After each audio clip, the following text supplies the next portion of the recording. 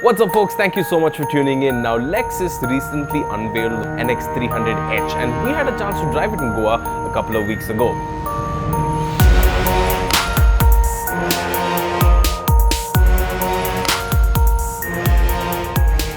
So the NX300h goes against the likes of the GLC, the X3, the Q5, the Discovery Sport, the Evoque, the F-Pace and the recently launched XC60. Yes, it's in a fairly crowded space in the luxury SUV segment. So what sets the NX300h apart? Well, here are 5 things that you need to know.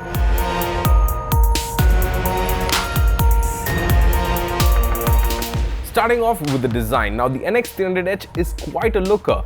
You have lots of sharp angles, you have that massive imposing Lexus spindle grille, you get a panoramic glass roof, you get LED headlamps, LED tail lamps and even 18-inch rims.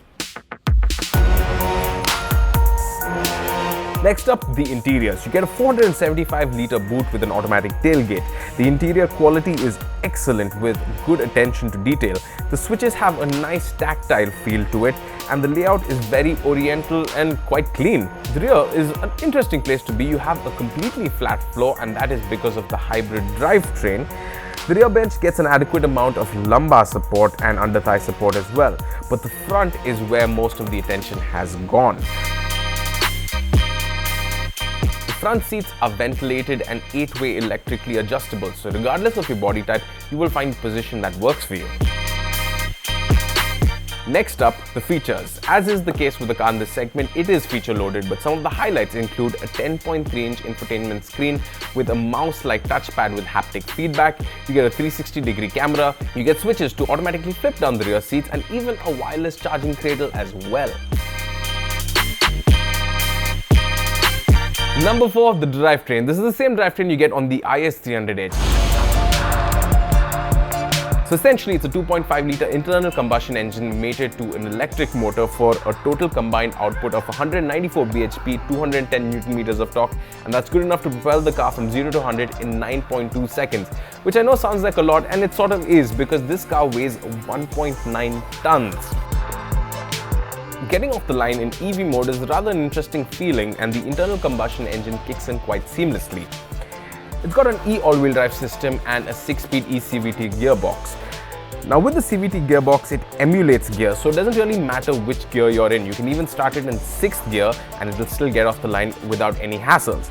With the all-wheel drive system, however, that's a little bit more interesting. It's got an additional electric motor to power the rear wheels that kicks in when additional traction is required.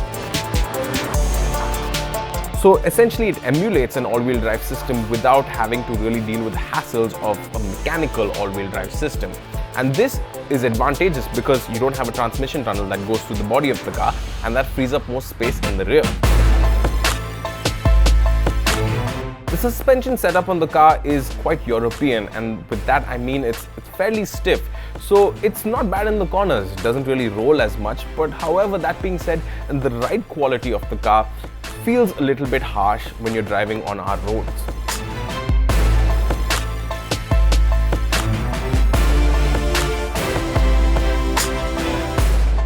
And number 5 is the price. The Lexus NX300h has been launched at an aggressive 53.18 lakhs ex-showroom. At this price, the car is marginally more expensive than some of its competitors, but it certainly is a very enticing proposition.